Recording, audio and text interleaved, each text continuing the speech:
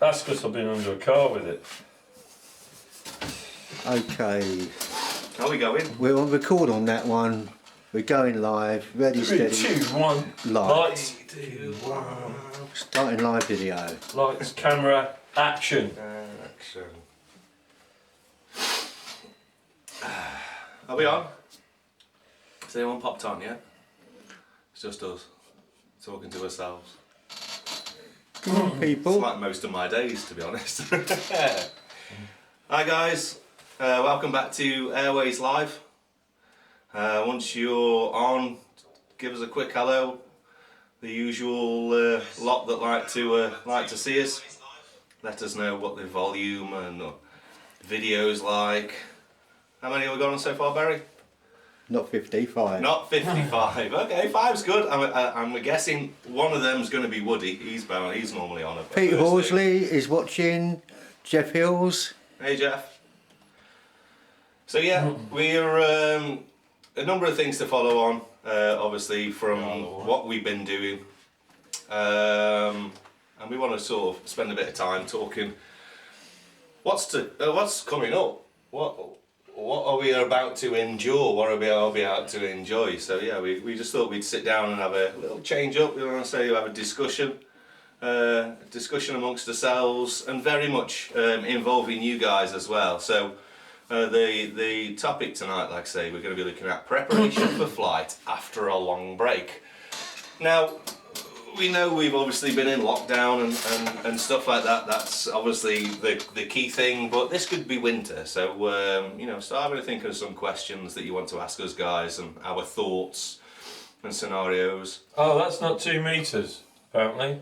We've been living together, not as a couple. For the past 4 weeks. There's Just over I am 4 weeks. so ready. I am so ready for this to be. a story about that one, and it'll come out later.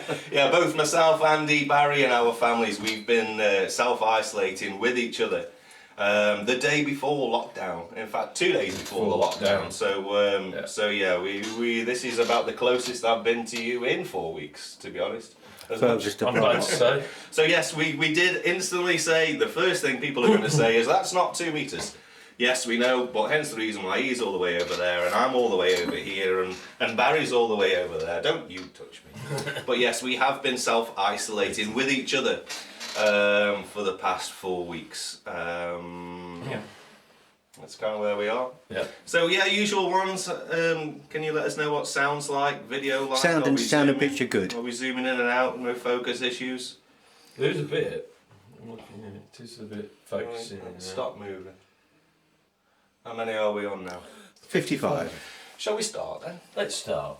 Okay. You're going to start. Well, I'll start. So first of go all, thank you so much to Judy Ledden for Sunday's live stream. Wow.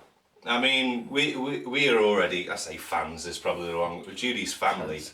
I first met Judy 10 years ago and I have her to thank for what I do today. She's just one of those inspirational people. Just she talks and you go, yeah, that makes so much sense. So when she starts giving you, one of her talks like you had on Sunday, you know that so much thought and preparation has gone into something like that. I hope you were able to get something from it. So yeah, a huge thank from myself, Andy, Barry and the Airways team for Judy for coming on. She has hinted that she would like to come on again and maybe do another one, so maybe in a week or two's time. We do have some other special guests as well that would like to come on and pop on. And again, if you're sitting there, an instructor or somebody that you think you've got something to give, we're more than happy to certainly offer you a bit of airtime if there's something there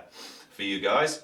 Our reach is huge. We're over 500,000 at the minute that this goes out to.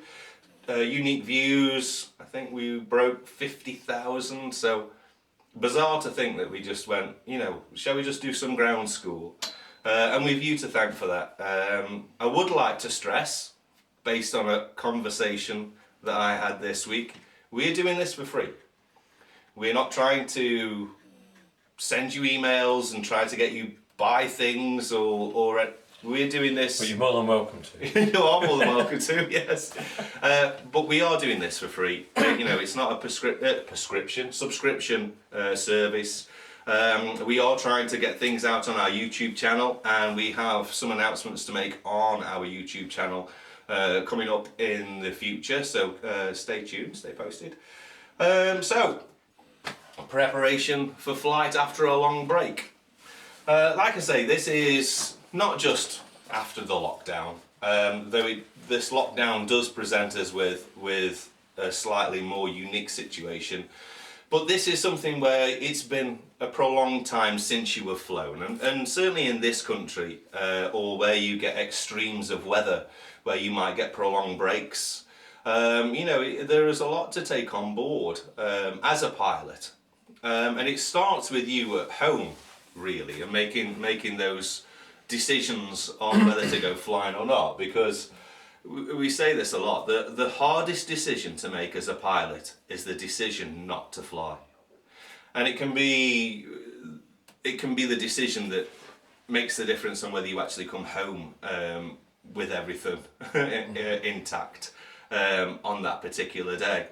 I've fallen for it. I've flown with colds, injuries, illnesses, made bad weather decisions, all because up here wasn't right. Particularly before I did this for a living, and I'm pretty sure most of us who are now in this industry, you spend all week looking at the great weather. You spend all isolation looking at the great weather, and the first opportunity you get to go flying, you take it. The wind's not quite right, you aren't quite right, but you've been thinking about flying for ages, and so therefore next thing you find yourself is that your feet are off the ground in whatever it is that you're flying, and the first thing that pops into your head was, this was a bad idea. And that'll stay with you until you get your feet back on the ground.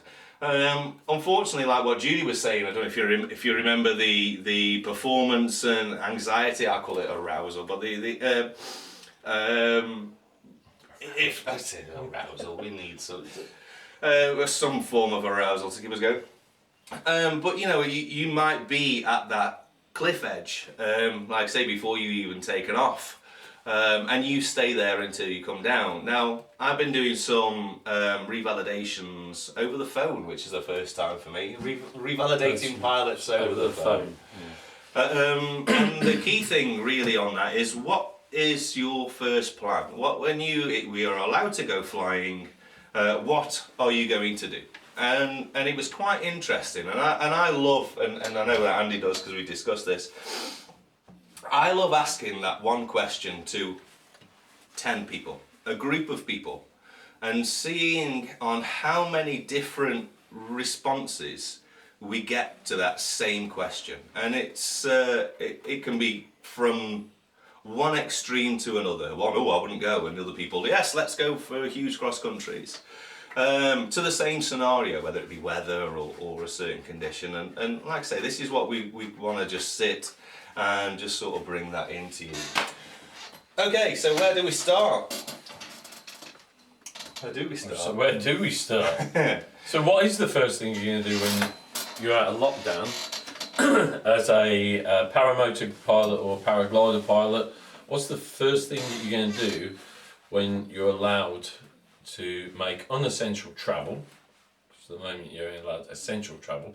So unessential travel goes away, and you're allowed to go to your flying site to go and fly, do what you want to do, whether that be paragliding out on the hills or paramotoring out on your local field that you normally use.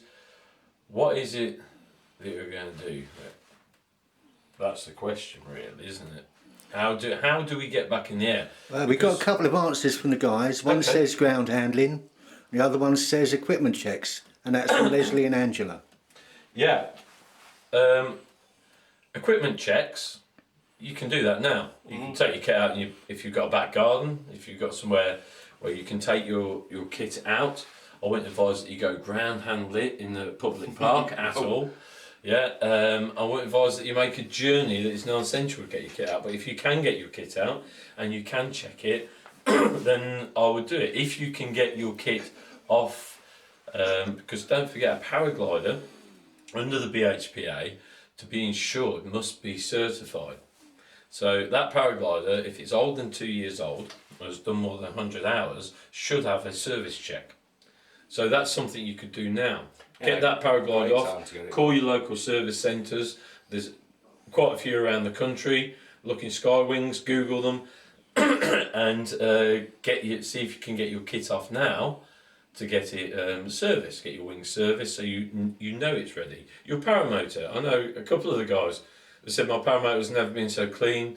They've done all the servicing they can on it because they're stuck at home and they've got their paramotor ready to go, which is great.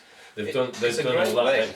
Of getting rid of that anxiety as well, isn't it? You know, the last thing you want to be doing is on a hill or at an airfield and going, right, how do I put this together again? How does that go again? You know, you'll be too busy thinking about you missing flying. And this is again one of the things, those daily inspections, those pre-flight checks, regardless of what you do, have never been more important. Now, for paragliders, paramotors, where you keep your kit, brilliant. Get into it, you know, really have a look at it. For the qualified guys, you're all qualified. For you guys that are flying fixed wing and flex wing style aircrafts, you can, if you haven't already got your own manual, particularly if you're a student, download the operator's manual of the aircraft that you fly on and go through those checks. I spent more time putting myself to sleep thinking about the mnemonics and the checklists than anything else that's ever made me sleep better. You just sit there going through the checks. So a really good important thing there on going through your checks. Sorry. Yeah. The other thing for peace of mind, of course, as well, is your reserve parachute. Yeah. Where can you get them done? Well, they can get done here. Okay. You can post it to me if you want to. You can post your reserve parachute. I do like when I do a reserve parachute, it's not just the reserve, it's also the harness that it's in or the motor that it's fixed to. So a full check is actually removing it from that harness, checking that it is fitted properly, and then refitting it and checking that it goes back into the harness properly as well. It's not just the fold. But at this stage of the game, if you can get your reserve checked, so you've got peace of mind there, it all helps with the psychology of getting back in the air.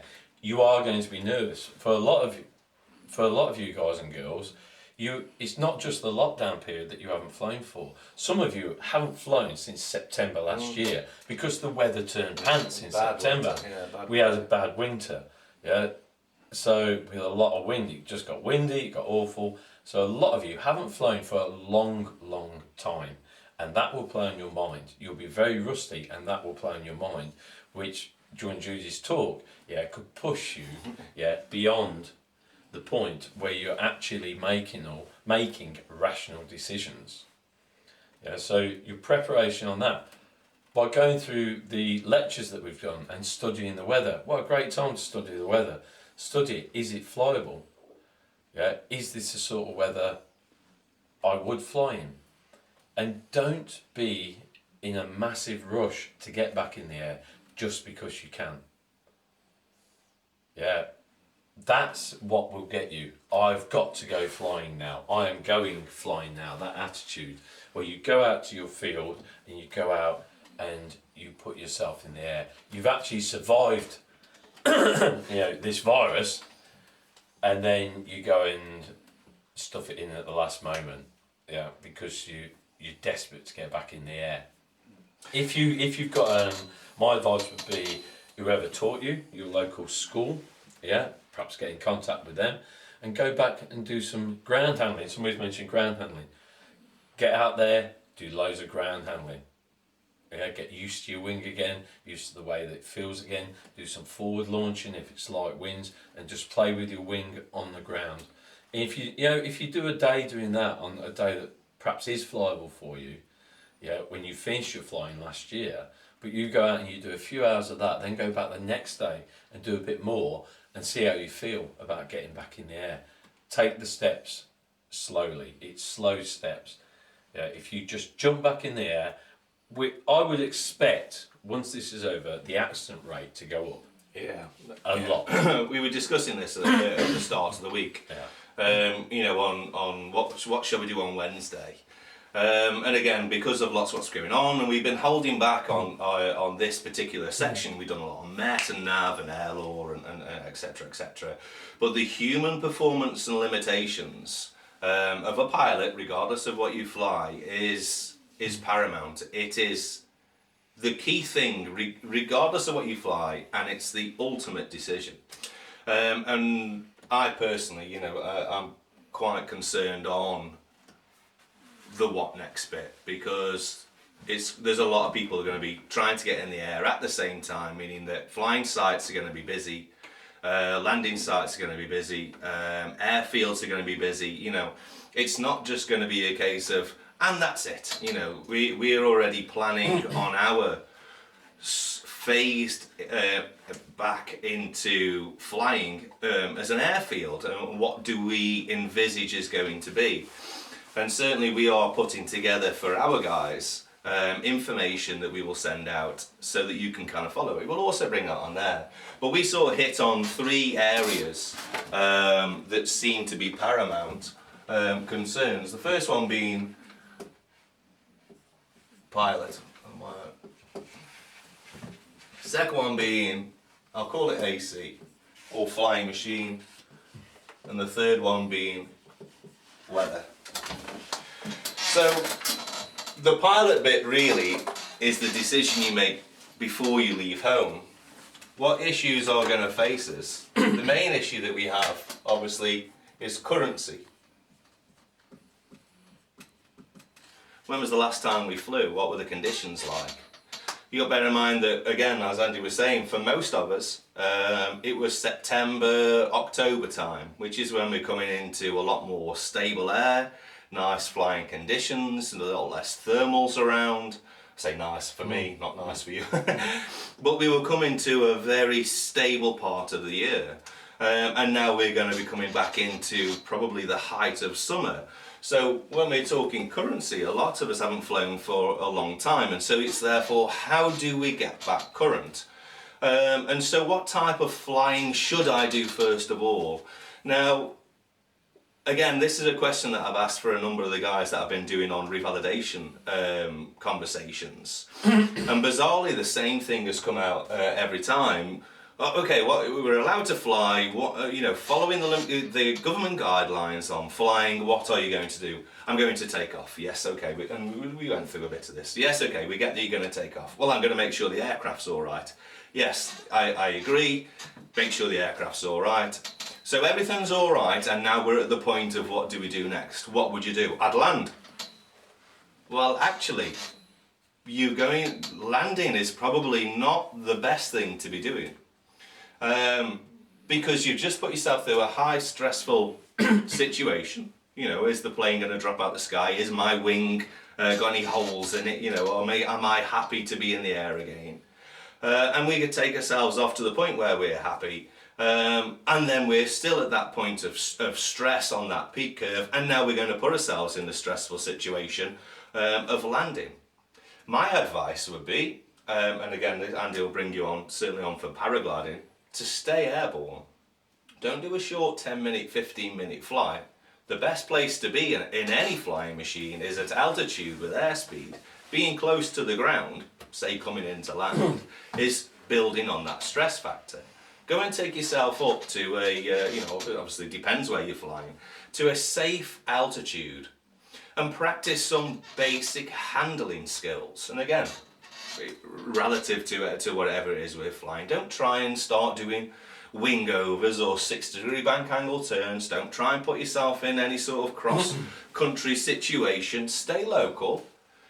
Practice flying, changing airspeeds, medium bank angle turns, and we call it phase 1 flying. That teaching someone to fly bit. That's what does this do? What does that do? And just get used to flying the aircraft, and that will build your currency. What about for paragliders, paramotors? I think my advice to you would be I know Mark Leavesley is watching now, I see that he's watching now, and said that he would take his guys back and he'll do your ground handling clinics with them and he'll take them back out onto the hill. I foresee what we will do here is all all our members, paramotor members, and paraglider students.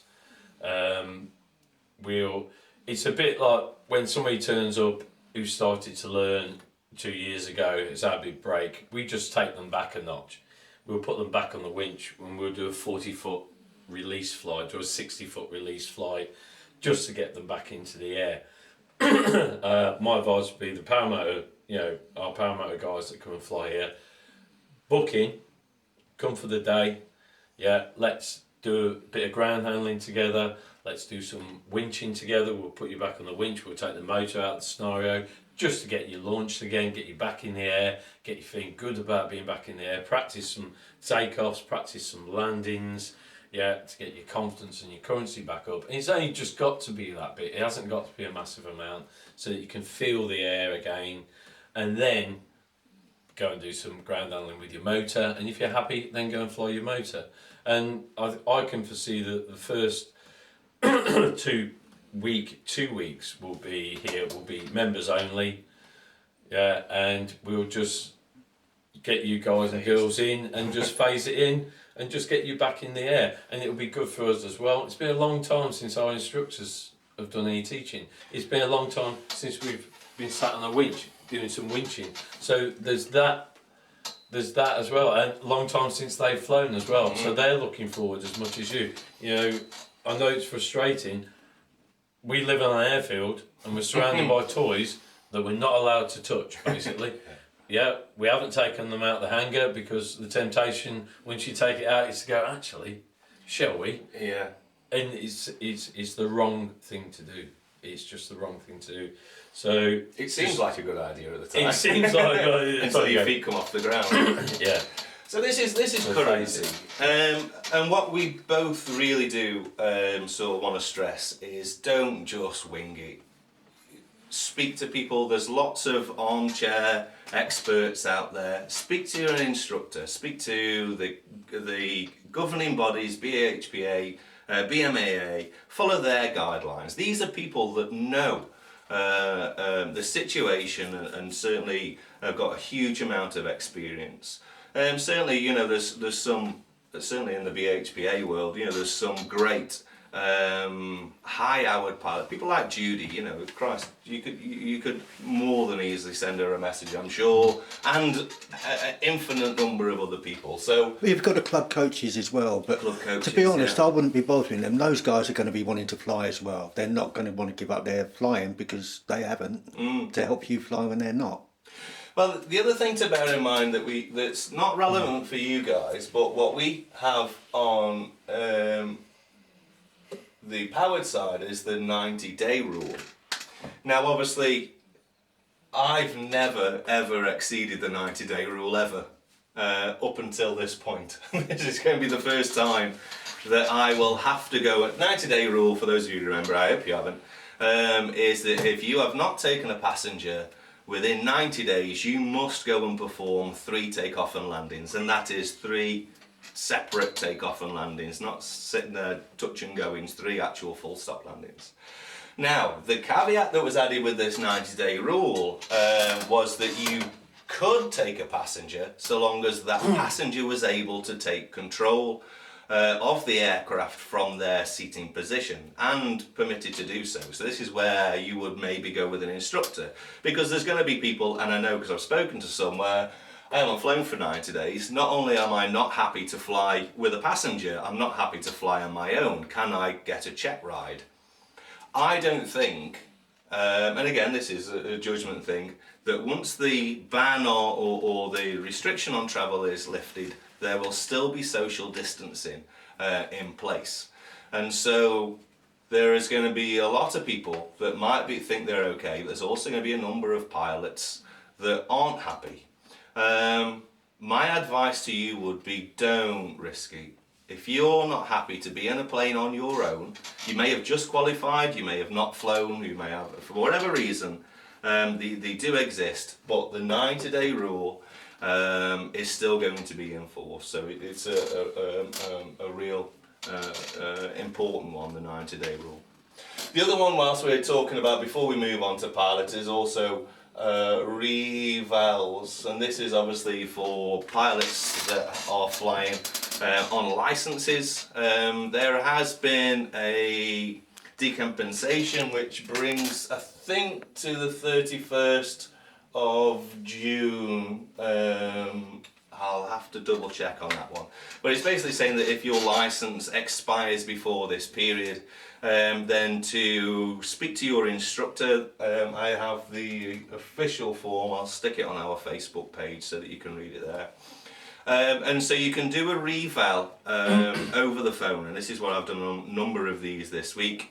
But that must take place. It's not just an email from an instructor or a revalidation instructor to say that you've spoke to me. There is an interview process, a talk similar to what we're doing today on what happens next. So speak to your instructor, then they'll send you an email, and you need to write in your logbook. I think Jeff Whale sent an email around, so all instructors should be aware of it by now. So this will prevent you having to do another GST or a general skills test, or because the license, I say, get locked in, and just so that you've done that revalidation.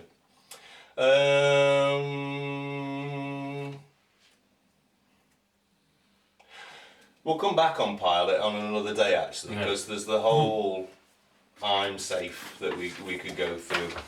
Here we go, I'm safe.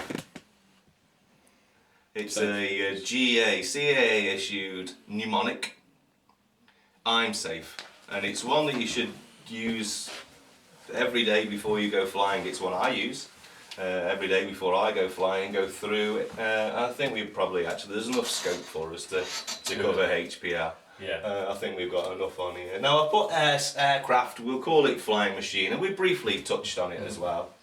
Andy, do you want to talk about some things that are very worth doing on a paramotor? What would you say? The CAA's guideline on aircraft, I can talk about in a moment, but we talked about wings. What about paramotors? Yeah, what would you recommend doing paramotors? To paramotors? If you've got fuel in there that's been sat there, get rid of it. And just put fresh fuel in. So get rid of any old fuel out of it. It's not worth it. They've all been sat on the ground for that long now. So get rid of the fuel. Good check on all rubber components. Well, a good check on the motor, but all rubber components. If you've got rubber between the airbox and the air intakers, that's started to perish and crack over winter. If it has got a split in it, get it changed before you fly it. It will cause carb icing. I found you'll get really quite bad carb icing quite quickly if you've got a split in the rubbers. Your engine mounts as well tend to perish from not being used. So yeah, I mean, the guys that are servicing their paramotors now, great, you know it's ready to go, and it's good, and that's it really with that. What's your advice on ground running? Your back. I've seen a few scary videos. But it's a sensible thing, isn't it? Start it on your back, make sure you've got a helmet on, run it on your back. I wouldn't advise you running it in your back garden. Or indoors. Or indoors, yeah, or indoors. Yeah. Mrs. might not like that Mrs. one. won't appreciate that one.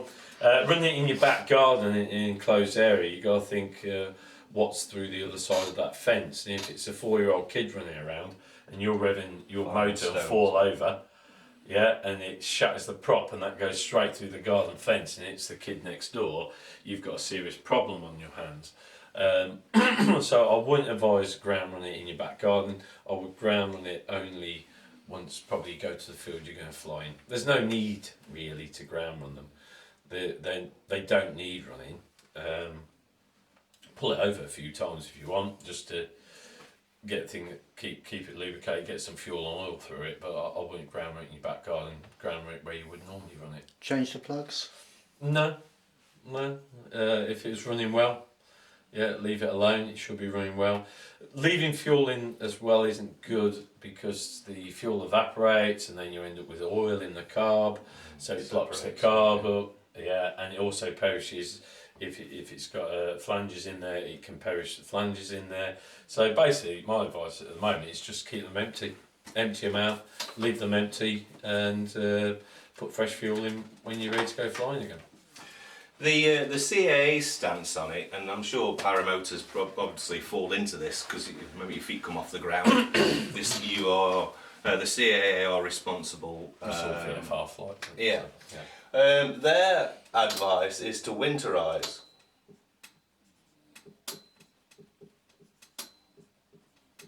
Does winterize have a Z in it? Because today. Right, Winterize. Now, there's a whole conversation that I'm sure we're going to end up being dragged into about maintenance flights, and I've done the inverted commas because every message that I've had about a maintenance flight has included the inverted commas. The CAA stance is winterize your engine. Your manual or your pilot operating handbook will tell you on how to do that. If you are in a situation like people are at this airfield where the airfield is closed and you're not allowed on site, speak to the people who were there. Obviously someone like myself couldn't quite easily winterize your engine, but this is the advice that they are giving. And so a number of ways of winterizing your aircraft is just like Andy says, for paramotors, drain the fuel out of it. The fuel in the system is sitting there is what's going to perish rubbers, fuel lines, cause vapor locks. Disconnect the battery is also a good one, so you don't drain the battery down, but also so there's less potential of should there be a short circuit. Anything that's under tension to release that tension. These are also particularly over oil, but ball joints on exhausts. They are all worth with like. Do you use copper slip on paramotors? You can, yeah. So like copper grease, where the metal on metal are obviously heating and cooling eventually forms a very basic kind of weld. So there's nothing wrong with disconnecting your exhaust system and just re-copper greasing, all of these sort of things, and even wrapping the engine up, a blanket or whatever, just to stop any water or build up of moisture getting into the oil system if you run a separate oil tank. That's the CAA stance on it, is to winterize your engine. Maintenance flights, this brings us on. Or maintenance flights, as it shall be known now. Maintenance flights. Okay, so this was one of the latest headline grabbers that's, I say made us chuckle, because he hasn't made us chuckle, to be honest. It's quite a serious issue. Obviously, we're pilots. We want to fly, and we get that. And every instructor and every airfield owner gets that. The issues come about obviously with us being grounded and being advised not to fly, and all of the recreational flight that's been done on. Then brought in an element of some aircraft owners going, but my aircraft needs to be flown. And there are a number of aircraft that do require to be flown in order to be maintained, or in order to remain airworthy. They must do. It's a minuscule amount. The reason being is that they need the airflow into the engine in order to be part of the cooling, where a ground run wouldn't suffice. I hate to say this for all of you microlight pilots, Rotax engines aren't one of them. In fact, Rotax engines don't even require a ground run. The guidelines that have been sent out, originally from the CAA and then through the LAA, did come up with a big headline saying CAA allow maintenance flights for aircraft, and that's about as far as most pilots read the article. I do have the full article that's on there, and it quite clearly states only permitted if your engine manufacturer states that it is a requirement that that aircraft be flown. Again, there's nothing particularly wrong with doing a ground run. It depends on the state of the airfield. Obviously, if you're operating out of a private strip as opposed to a commercially operated. But there are, I specifically researched this before we came on with a number of people that have been around for a very long time and I truly respect. And they have the same opinion of me, that none of us can recall in any Rotax issued manual, installation guide, pilot operating handbook, that it being stated anywhere that it needs to be flown or even ground run. Despite what you might think of, yes, it would be a great idea, but again, don't forget that, you know, we're fine to leave them over winter. And so the issue being is that if those flights, you feel a maintenance flight is required, there is a set guideline or set requirement by the CAA of how that maintenance flight is listed in not only your personal flying logbook but also in the aircraft's flying logbook. And if you don't meet those criteria, these are things that do get sent on to the CAA. Revalidations, your logbook is inspected, so you're then finding a situation where you're now not putting information in your logbook, which again is crazy. We all want to fly. Keep hold of your license, because it's one of those things. The caveats that have come around with it, which again came through the conversation, is that some maintenance flights are allowed. I personally have got 6 aircraft sitting in the hangar that require permit to fly check flights. I'm allowed to do them, being with what we have here. I'm choosing not to do them. There is a whole social aspect that we as pilots also need to take on board. And again, this is, I'll go for a sneaky top to bottom. I'll go for a run of the aircraft. I'll just go and do a circuit. I don't know about yourself, I can't stop looking up. I can't remember since a volcano went up 10 years ago, seeing the skies so clear. Everyone's looking up. You put a flex wing or any form of GA plane, paramotor, the whole world is aware of it. And as we seem to be living on Facebook most of our time through the lockdown, that people can't wait to be judgmental on that as well. And again, obviously, aircraft carrier registrations, and certainly I know paraglider and paramotor pilots by the colour of the wing. So there's a whole aspect of, yes, we want to, but we need to be showing a social respect.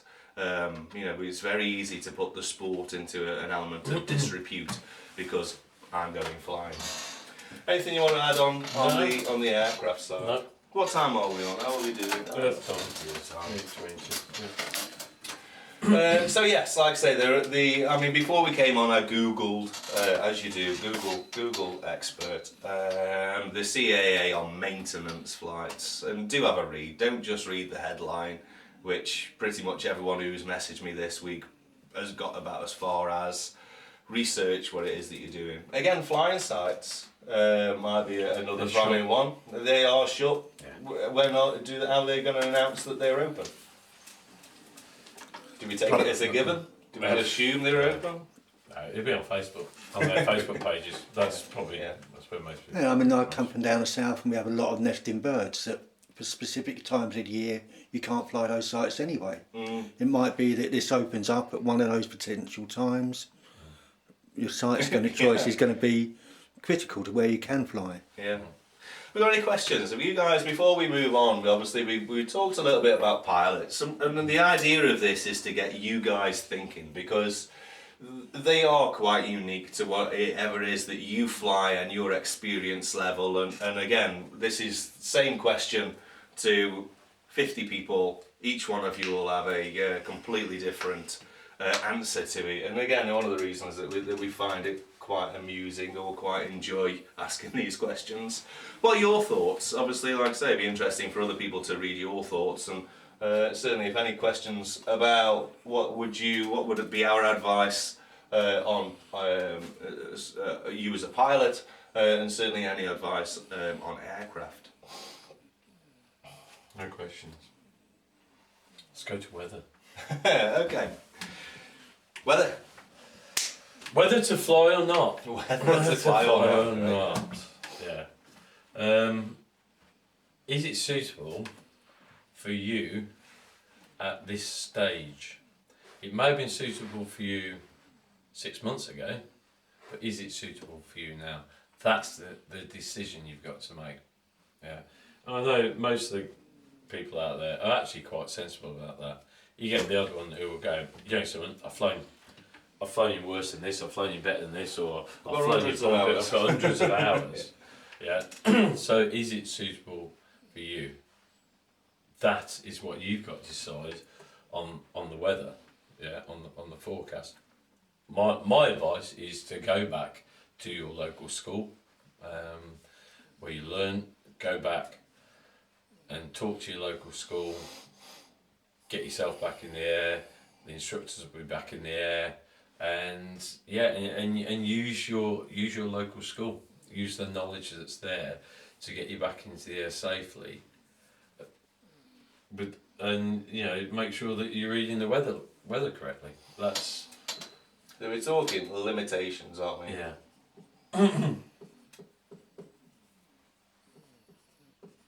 Limitations. The weather obviously presents us, depending on what flying machine that you're in, with varying limitations. One man's awful weather is another man's dream. Knowing your limitations is the difficult bit, because most people get to the point of their limitations when they don't like it. It's the point, I don't like this and I want to go on the ground, and this is where we scare ourselves. This is where we go over that curve to the point where we're now not making any form of rational decision. We're just thinking to ourselves, I hope I don't crash. Again, your limitations are yours unique. Even going to the airfield and seeing 4 or 5 other pilots flying doesn't mean that it's okay for you. And knowing your limitations, and this is regardless, is quite important. Whatever your limitations were, I would say half them. So I can guarantee, when we'll talk fixed wing and flex wings, I guarantee that the first flight that you get to do, there'll be a stonking crosswind. Nice visibility, and probably little cloud base or the perfect cloud conditions. The wind just won't be perfect, but you're flying anyway. And it's really, really common. So give yourself a limitation, and say your crosswind was 8 knots. And remember, there's a big difference between your limitations and the aircraft's limitations. What your glider, what your flex wing and what your fixed wing, they've been done, we've talked about the ISA, in perfect conditions, in the perfect area, flown by a test pilot. Because your flying machine has a 15 knot crosswind limitation, doesn't mean that you have a 15 knot crosswind limitation. Because your paraglider or hang glider has got a G loading to take in really strong thermals, doesn't mean that you're suitably perfect for those flying conditions. Now the issue that we also have is obviously the time of year when people are coming back to flying. For most of us, if we've taken a winter break, we're coming back into what we've had now, where it's not quite fully developed thermals, we're not getting particularly strong winds. It's like we're having exactly what we've had these couple of weeks, where we'll have some glorious weather, very little wind, lots of sunshine, and then it'll come into that stronger winds, which is what we're getting now, and still that sunshine. We're going to be coming back, and it means we build up some experience of, again, choosing whether to fly or not. It's, you know, one of the three or two of the three might be right, but we're still able to make the decision. We're now coming in, and let's say we're looking at flying end of May, June. What type of weather are we going to be getting end of sort of May or June? It's going to be strong. It could be more developed, the thermal. Spring can be very rough conditions in spring. The air mass is still cold. and the thermal's starting to kick off. So it can be. So summer can actually be, even though it's thermic, can be more consistent, better thermals, more consistent. Good. Sorry, I've just seen Steve Wilkes is on. Now, if you know Steve Wilkesy, what is the Steve is a British Glide Association instructor. He's a gliding instructor. Flies from Husbos as an instructor. Do you know, have the club or the BJ come out with any sort of a caveat on how you're going to check fly people once the club is you're allowed to fly again? How are you going to check fly? I'd be interested to know what the BJ's stance is, especially considering most of its members fall in the category of vulnerable with their age. So I'd like to know what their stance will be, how they could, because of social distancing. I can see the gliding community taking a very big knock in this because they won't be able to check fly people. Or have they come up with a plan? I think instruction in general is going to be an issue. To be brutally honest, I think what you got is going to be the best case scenario, because a winch based. We can socially distance. You can and literally put things on the ground. Our tandems will take a knock. Yeah. I'm not rushing to do tandem paraglides and sit behind someone that may be infected. It's not just going to go away. A tandem hang glides as well with Judy. She lives with two people who are vulnerable, so she doesn't want to be taking that home. So the tandems will take a knock.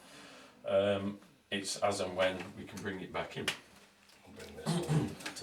Steve said there's a scheme in place for instructor evaluation pre-check flights. Okay. Well, I'll see that on the BGA site, Steve. Or is it on the Husbos site? If you could let me know, that'd be great. Just send me a message later, mate, or give me a shout later. Yeah, that'd be very interesting to. So when it comes to weather, for me, we follow a 1, 2, 3 sort of method, and this for me I do before I do any flight. So the first thing I want to make sure is the wind suitable for what it is that I want to do. I mean, obviously I'm going to talk about crosswind limitations, and sometimes, certainly this time of year, even a headwind situation, because the TAF or the METAR is saying that it's doing this 20 miles away.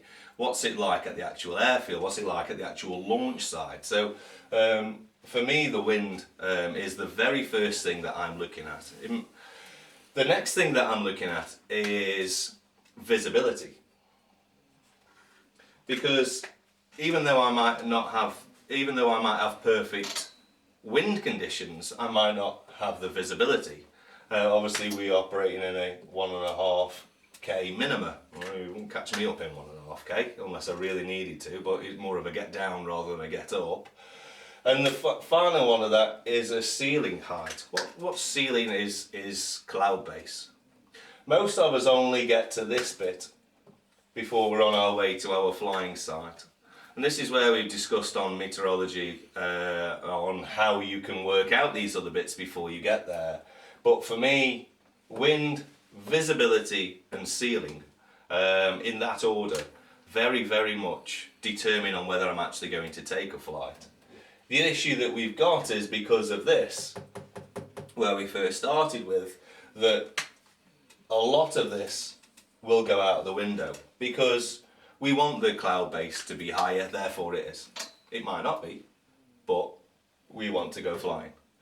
And so we take off, and at 400 feet, we discover that that's where the cloud base is. Or we launch off a hill, maybe find an updraft, and all of a sudden we're pulling big ears in order to get further down. Visibility, obviously very important. We are going to be falling in a time where we're going to be getting haze, certainly early morning. We're going to be looking at a lot more inversions in the evening as well. And this was, again, part of the thing. When we're talking about weather, pick the time of day that you want to go flying. For some of you fixed wing guys, the last thing you want to be doing is getting wheels up around 11 to sort of midday to 2 in the afternoon, it's going to be thermic, it's going to be lumpy, it's going to be one more thing for you to deal with. The other side is that we're looking at the aircraft. If you decide to therefore go for an early morning flight, what you're doing is you're limiting the time that you've got to check off your aircraft. We've talked about wings and paramotors, and certainly if you are able, but what if you're not able to get to see your aircraft? You don't want to turn up to the airfield and do maintenance or do DIs or do inspections of your plane. Whilst you've also given yourself 11 o'clock, I need to be back on the ground by 11 o'clock. So plan for an evening flight. I mean, that time of year, obviously, it's going to be going dark sort of 10:30, so again, be aware of what time you want to be getting down. But plan the time that you want to go flying as well. Avoid sort of limitations. Turn up to the airfield by all means, sort of 2, 3 o'clock, and give yourself plenty of time to sort your aircraft or flying machine out so that you are picking your battles, as it were. The wind is the wind. For me, again, I would halve it. If you are happy of 8 knots, don't risk it. If the surface wind is 15 knots, so you're flying from a high site, and you're on the limitations of the aircraft, don't take off. You know, the type of flying that we do is not a requirement. We don't need to take off. We don't need to go flying. We want to go flying. And we all come from that want background. We want to, you know, I very much sign up to that. But don't forget that what we do is we're going to be flying next year, and we want you to be flying next year. You're going to be flying the year after that, and we want you to be flying after that. When we're going to look back on this particular time, it's going to be, oh, we remember that time when. Don't let that be the end of your flying career. That's something that you've spent a lot of time learning, a lot of time of really enjoying, and financial. You know, we've put a lot of it in financial wise as well. So don't just take crazy risks. Human performance limitations is a massive factor when it comes to flying.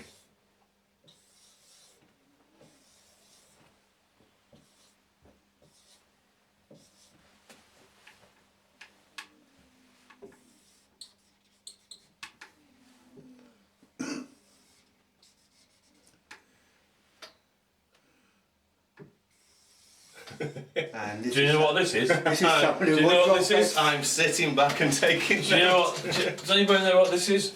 You know what it is, don't you? I know what it Barry? is. It's 3 pieces of Swiss cheese.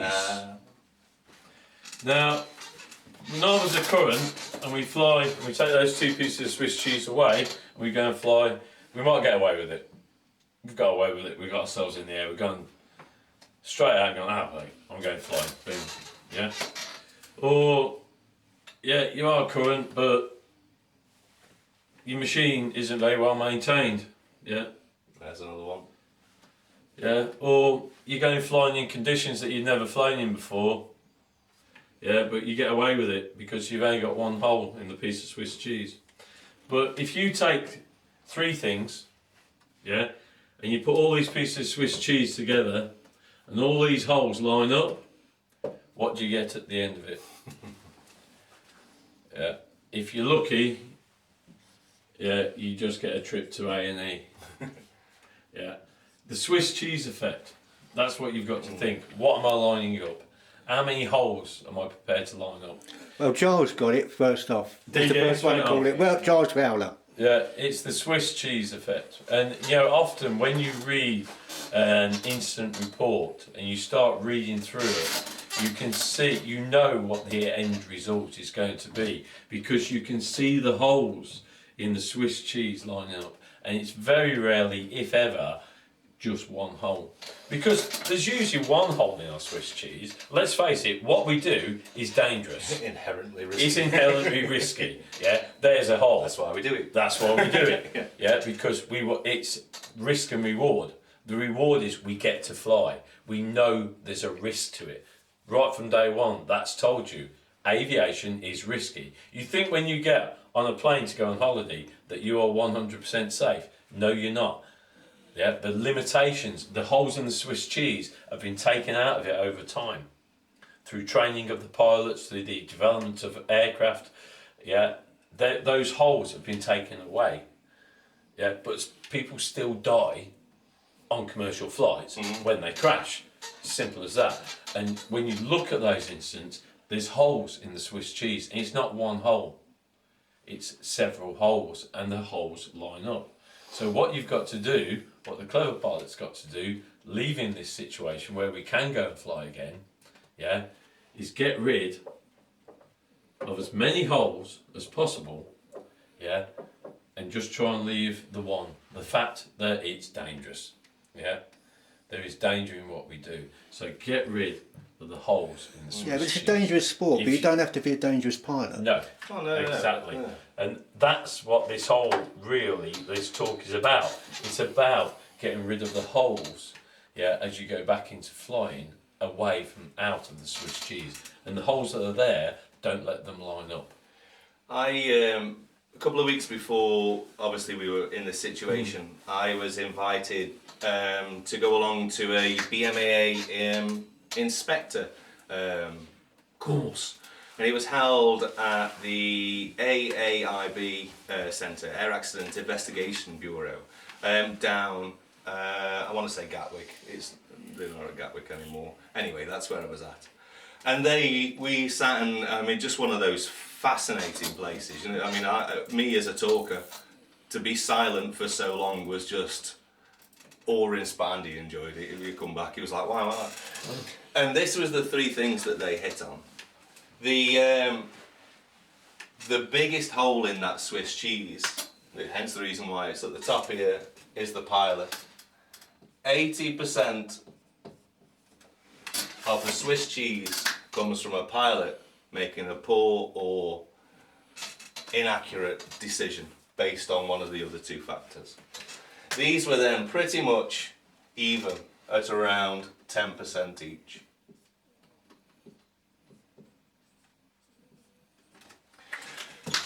We're in control of this. This is us. We can make all of these decisions before we leave the house, or by getting ourselves current by being in the air, by understanding the limitations and our limitations. But 80% of the crashes or fatalities were a pilot making a poor decision. Normally in a combination with one or two of these others. We certainly needed to change the way people are being examined now because of the types of machines that we fly. If you look at, I mean, I was watching that Stratosphere video of Judy's, which was a while ago. And again, you know, watching some of the things around that sort of era, the equipment that was around then is nowhere near as safe or as well tuned and performance as it is today. User friendly. User friendly, yeah. And what it does is it instills us in a poor state of self-confidence that I'm all right. And so then when we are faced with one of these conditions, we aren't used to it. We haven't had the experience of a flex wing that stalls in a high bank angle turn. We've always had a engine that will overpower the inertia of the aircraft that we're flying. Paragliders, I mean, what's the safest thing for a paraglider? Hands up. ENA wins, hands up pretty well. I mean, a lot of 99% brilliant. of situations. Then. In order to save the situation, don't do anything. You're just gonna make it worse. Yeah. I mean, I would say flex Let wing, let go of it. It'll sort itself out, you know. But yes, it's the pilot. It's us making poor decisions to one or both of these that causes the issue. So now is a great time. You know, we pick up a book, whether it be a manual. I'm not a big fan of reading books per se. I've always wanted to read a book. But One manuals, I love One day. manuals. One day. One day. I love, I sit and read. I mean, Christ, I read that Cap 4 anyway. But manuals, you know, they're actually quite informative. You learn about what it is that you're flying. Learn how to do a carb clean, you know, for paramotor guys. Learn on how to, you know, practice DIing your wing. You go through every buckle. I've just treated myself to an ozone kite. Probably the best kite I've ever bought. And I'm still learning about it. I mean, I've been flying kites longer than I've been flying, but I mean, those ozone boys know how to make kites, by the way. But again, just to lay it out and sit there and go through every buckle and go, how does this work? I'm learning more so that when I do throw it up in the air, I'm getting more understanding, and I'm learning what that actual machine or that flying machine is telling me. Because I understand on how it works more. You're aiding your decision process by understanding one of these. So again, we applaud you for joining us, even though we might ramble on our weather and nav and all those sorts of things. We are going to go into more on HPL. Anyway, we've rambled. Way too much. Right. Have we got any questions before, obviously, we round this one up? Fire away if you've got any questions. We certainly would be interested in there. Okay, what have we got coming up? I'd like to know how to service a Rotex 2-stroke. That would be a little bit too difficult to go into. Matthew Digg just now. Is that Matthew Digg? Yeah. Yeah, it's Matthew Digg. Your your two-stroke engine has only just been serviced. Certainly, Matt, obviously, the best thing to do would be to download the aircraft engines manual. There is lots of information that's on there. A two-stroke stripped down, or you know, whether it be a choke clean, or whether it be a decoke, a little bit too much to go in the short time, but certainly it's something that we can go through, Matt. Okay, I want filtered out from Gary Shepherd, but we can still do check flights. Gary's actually talking to Steve Wilkes in over the Steve said that their basic the instructors will be revalidated as solo pilots from the sounds of it within gliding, so that the instructors can get currency before they do any currency flying with other pilots. But Steve's put, and we will not be doing any two-seater flying until 2 metre separation is behind us. I think that's going to be across the I board. think pretty well. It's gonna be across the board. Ballpark cost for ENB servicing. Ballpark cost for ENB servicing. For what, sorry? ENB servicing. What the hell's that? ENB. Oh, ENB for on a paraglider. Phone your local agent. I think you'll probably pay £100 quid. About 100 quid. 100, 110. 110, something like that. I think that's the current going rate. It's about 110, and that's for full. That's line checked, prosody checks, and all the other checks that they do as well. Yeah, and they'll do a brake test on a snap test on some of the lines as well. You're okay about 110. My advice is to send it by courier. Insured. That's something you can organise? No, it's not something we do. You need to send it to a service centre. I can pack parachutes, not a problem. I can do a certification on those, but not with. And David Booth, thanks for the time, guys. Any info on sub-70s would be great. Okay. Well, the sub-70s still falls under the recreational flying. No, I think you mean on just general information on sub-70s. My advice would be phone Ben Ashman up. Yeah, me too. Phone Ben up. I haven't seen one for a while. I thought I want one of those. And those PBs look really good fun. Yeah, I think I might end up with one of those. If you're watching, Ben, any discounts more than welcome. Those PBs are very good machines. Sub-70s is a new topic. It's been around for about, obviously just over 12 months. About 2 years. Limitations are still going to be the same as recreational flying. You're still going to be under the BHPA guidelines. Where you haven't got to be, no. No? No. It's unregulated, it's unlicensed. Apparently Airfix are booked out for servicing until after the summer. There are other places. Jockey, the Flight Park, the Loft, Green Dragons, Sandy Shore, And a few more. and a few more. There's a couple more. Lucky Skywings. Often the guys advertising Skywings. We're done. We're done. When are we back? We're back on. Tuesday. Wednesday. Are we back on Friday or Back something? on Friday. Might do. Is anyone Yeah, else we'll try and talking get back to you on Friday. Keep Yeah. watching our Facebook page. Yeah, keep watching. Well, we certainly won't make it a secret. Yeah. And again, if you got any questions that you didn't want to post on general display, please feel free to message us privately. It is myself, Andy or Barry that can get back to you. We have some new videos that are going to be released. We are about to start recording our first pre-records, so we're looking forward to those. The first one of those for the Flex Wing is going to start tomorrow. There's some great ones out there that Barry's already done, so keep an eye on what it is that we're doing. If you aren't already, like our page, and then you'll keep up to date on any information that's out there. We don't just post random stuff, it's very informal, informative. So we'll hope to see you on Friday. As always, Till then, stay safe, stay well, and stay at home. See you guys. cheers guys.